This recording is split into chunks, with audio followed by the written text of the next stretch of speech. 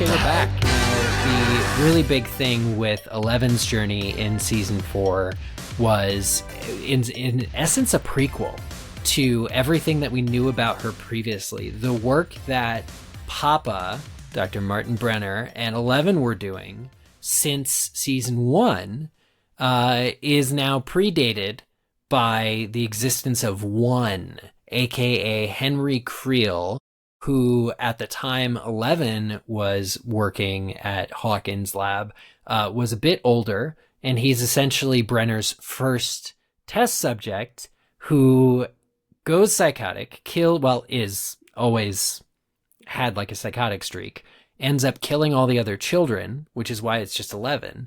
And 11 this whole time, under Brenner's direction, was searching for wherever she sent Henry, aka Vecna, which is how we get the Upside Down. Unbelievable revelation, and I don't mind this sort of...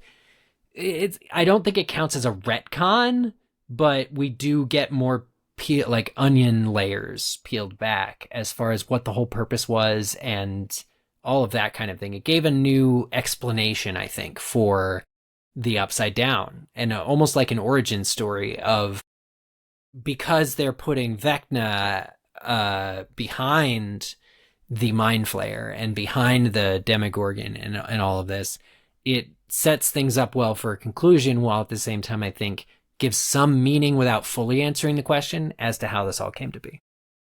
Yeah. I would love if this is just one big acid trip.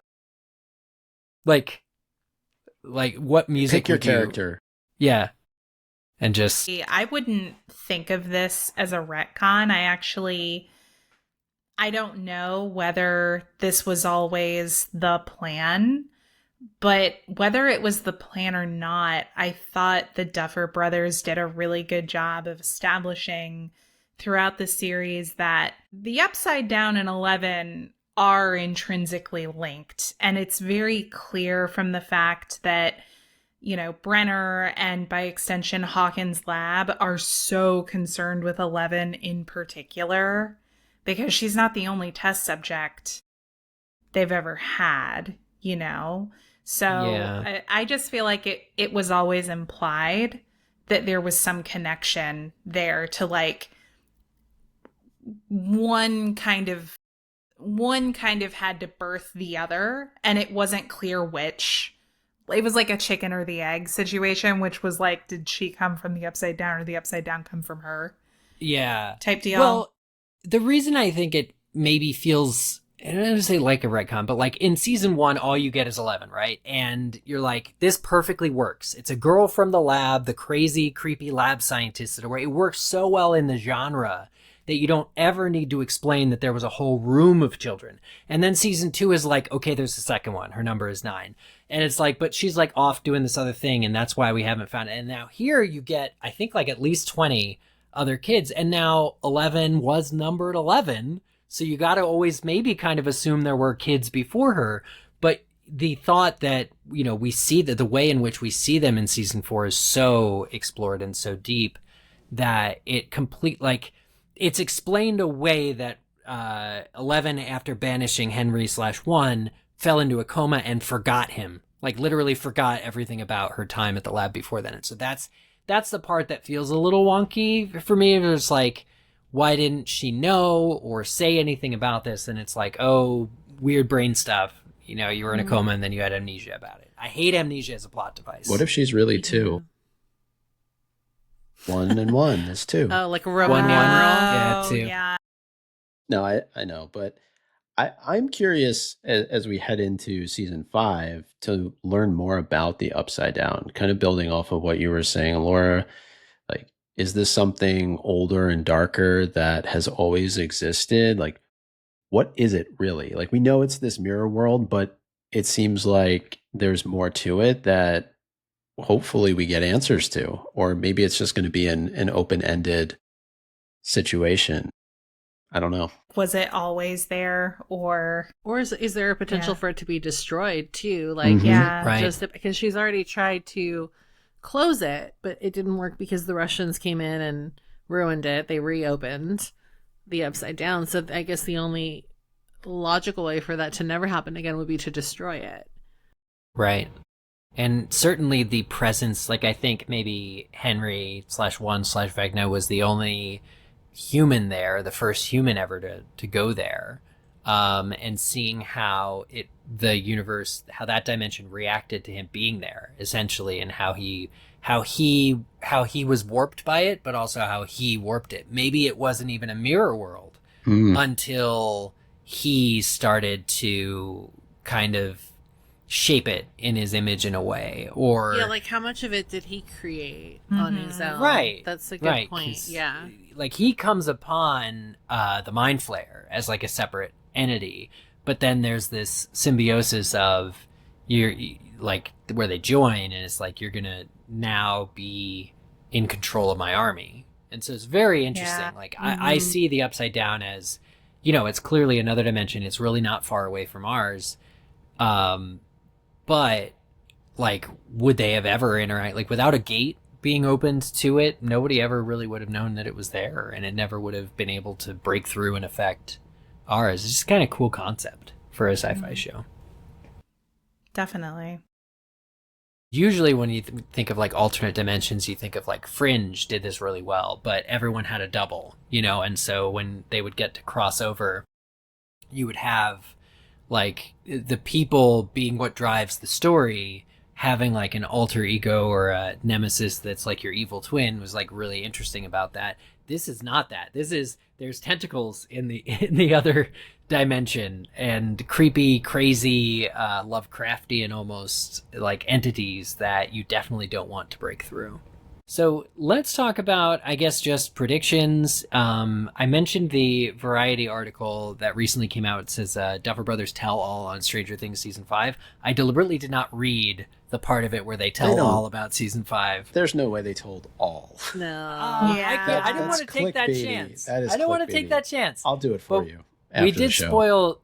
We did spoil that there's a time jump again, and it's a pretty substantial one. And so at the end of Season 4... there's a chance to donate blood and gather belongings, essentially like the emergency rescue teams. Everyone in Hawkins is in the high school gymnasium. But what do we apart from Vecna kind of regrouping and getting some power back, what else do we think might happen in Season 5? The only thing I'm working with right now is I feel like similarly to how Will was able to feel the Mind Flayer, I kind of feel like Max is probably going to be some kind of key to understanding the Upside Down more, just because of the trauma that we see her go through. At the end, she almost becomes one of Vecna's victims, so it stands to say that she was down there long enough for it to have affected her. Mm-hmm. I like that. Well, and we see that happen with Will too, right? 'Cause Exactly. he experiences like a 2-season arc of some kind of possession. So it stands to reason that Max isn't exactly out of the woods yet. Yeah, Right. she's been under Vecna's spell, and unlike everyone else, has survived it. Thanks, 11. It would be interesting for it to be like some kind of team up again with Max and 11 too, because obviously we know 11 is going to probably be the one to defeat, everything. But it would be interesting that if she then had to because a lot of the back half of Season 5 was her trying to find Max by going through the Upside Down telepathically. And I love their friendship. Yeah, exactly. Yeah. So maybe she does something similar when she's in the coma still. I know it looks like that she tried to do that, if I remember correctly, at the end, right? Doesn't she try to reach her and she's unreachable? Yeah. But maybe. Yeah, she can't find her in the method. It's so interesting. I love how, Pam, you're saying we all know it's probably going to be 11 that, saves the day at the end, uses her powers. But one thing I didn't mention in our earlier Season 3 discussion was what I love the most about it is 11's powers are nowhere to be seen. She does not save the day at the end, right? It's a combination of factors having nothing to do. She has her powers for most of the season, but then they're gone at the 11th hour, and now she can't rely on them. And that was such a bold choice. And to have season 4, so much of season 4, be about her getting those powers back, but she's without them, so she has to contend with, how do I handle bullies if I can't do magic on them, or, you know, throw them to the ground? Punch 'em. And yeah, like, Well, she does. it's such an interesting arc. Yeah, I tend to think that it comes full circle in that it started with Will. It's going to end with Will. I like that idea. Mm-hmm. I don't know what that means, but it sounds good. Well, Yeah. Will, you know, I feel bad for Will the character as part of an ensemble cast show. The whole first season he's gone. You really didn't see him. And he's always, the character's always having to be third wheel to, like, Mike and Eleven's romance, or like his older brother is always off with either Nancy, who he was dating, or Argyle, the pizza guy, shout out. You know, Will, also there's this, you know, subplot of Will being gay, that is not explicit, like, he's not been able to confide in anybody about this. And I hope that really comes to a head. But I mean, you got to remember, like, contemporarily, the 80s, that was not super accepted. Like, I think his friends would support him, but just Will has again been, like, he's the quiet one, first of all, too. So it just, I want to see what the show has in mind for him in season 5. I hope it's not tragic, but I hope it's that maybe like a hero arc where he gets to do more. And to that point, he gets babied a lot, but by Yeah. his friends, but also by his family, because, you know, they went through the traumatic, like, loss of thinking that he was gone forever. It makes sense that they're more protective over him, but then also, you know, you see him being babied by his friends because he is not developing as fast, you know, like, regardless of whether it's you know, him coming to terms with his sexual orientation or what have you. But, you know, that distinction where I think it's in, what is it, in season 2, I think it is, maybe, or maybe 3, where you know, he has that big blow up with oh my god, I can't remember his name. With Mike. It's not Will. With I Mike, think it's yeah. Mike. And he It's was season like, Did you 2. think? Yeah, he's like, did you think Yeah. we were just gonna sit around and play games forever? And he was like, yeah, I kind of did. Yeah. You know. So I think that you're right. It would be nice to see him get his moment in the end in some way. And I mean, he's, I think, in some ways, like, related to everything we're talking about here. Like, his growing up, like, him still being, like, I think more taking pleasure in, like, the childlike things. I say, as someone who has played D&D and very much enjoys it as an almost 37-year-old. But, you know, that his sexuality that he's clearly, like, not feeling super comfortable talking about, you know, with his friends, I think that also makes him vulnerable to Vecna. So he could also be, like, a repeat target.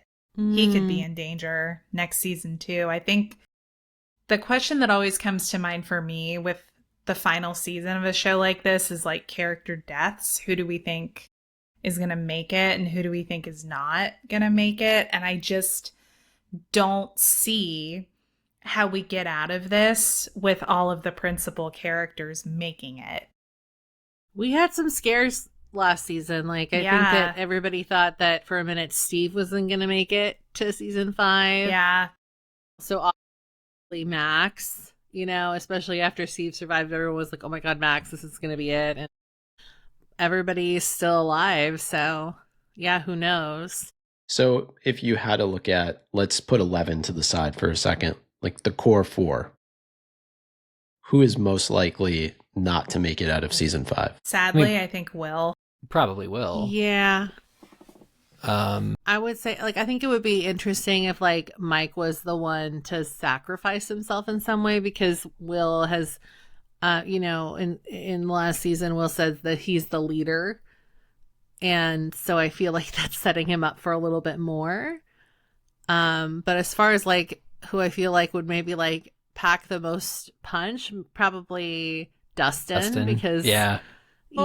He's so if pure. Dustin dies, we riot. So we sweet. take to the streets. You're gonna have a bigger than the No Kings Steve is march gonna riot on all Yeah. across the. He's gonna be like, not Steve's my gonna riot. daughter. But No, it's his seriously, son. like Yeah. we will not be waiting till dawn to ride. Okay, Yeah.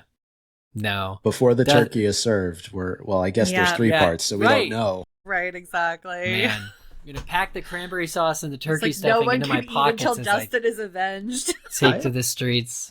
Yeah. I feel like this is pretty commonplace to say. I don't see a situation really where 11 doesn't, where she makes it out of this. Like, I just feel like, and maybe it's too easy to say that she's going to be a casualty of whatever the end game is, or maybe she loses her powers completely. Like maybe it's a Grindelwald type of situation, except she's not evil.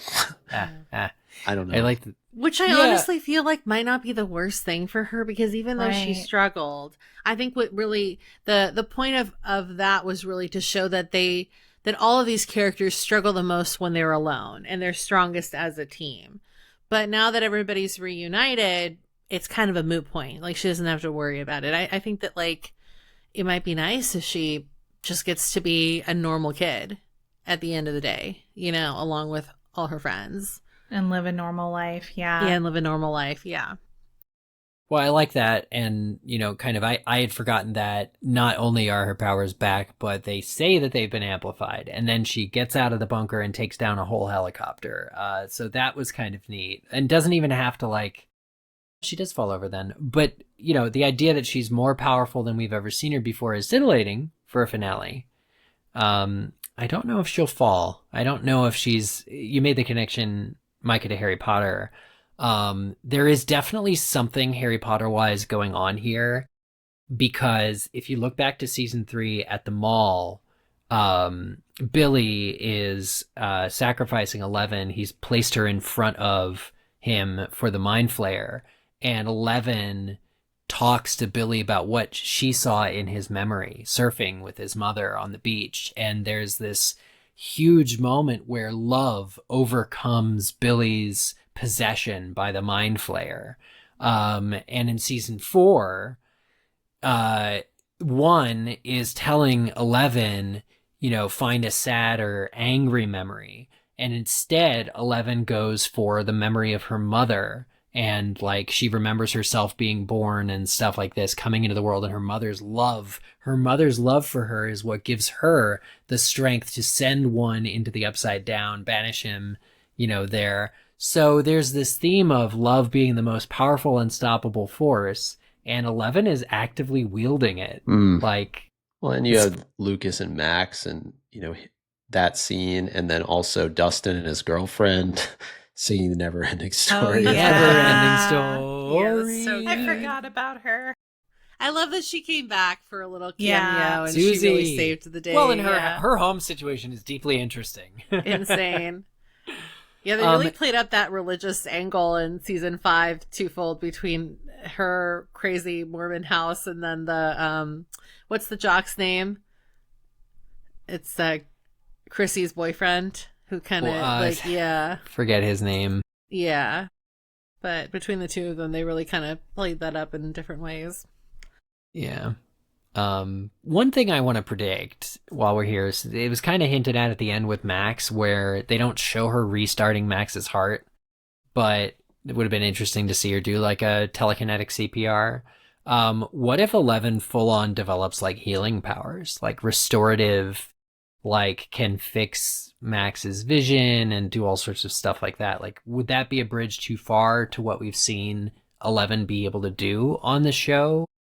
Do we think it depends on how else she uses those powers if she gets them throughout the season? I think it depends on how she gets them.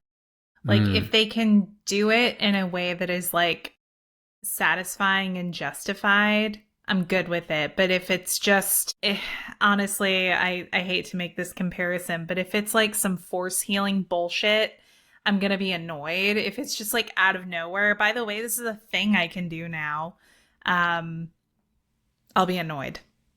I don't know. Doesn't every D&D campaign have a healer? Yeah, Ooh. but there's Okay, there's that's like fair. lore that has to come with that. You don't Like just precedent. Like she had to do that Yeah. before. Yeah. But yeah, I mean, what if her saving Max from death was the start of that? You know? perhaps. I think maybe if it comes at a price, it might be more palatable. Like we were talking before about 11 losing her powers by the end of the season. Like if she sacrifices her powers in an effort to save Max, assuming that she doesn't wake up the whole series, then I think that that would be a little bit more palatable.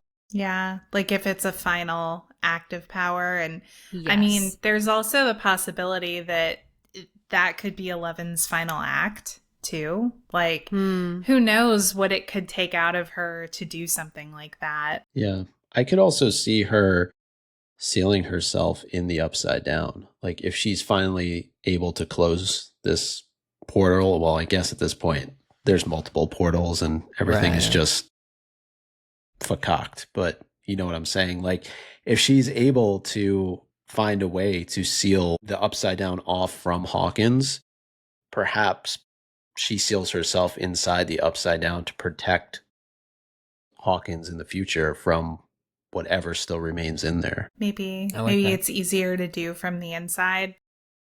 Yeah. Or maybe she becomes the next Vecna. I don't know.